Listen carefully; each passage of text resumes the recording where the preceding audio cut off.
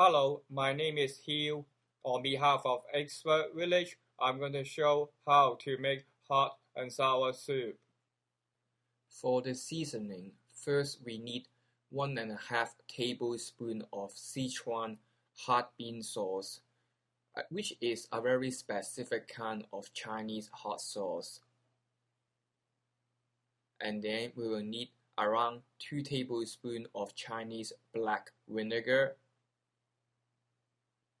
1 tablespoon of Chinese Shaoxing cooking wine, 1 tablespoon of light soy sauce, 1 tablespoon of sugar, 1 teaspoon of dark soy sauce. We will have 2 tablespoons of cooking oil, a pinch of salt,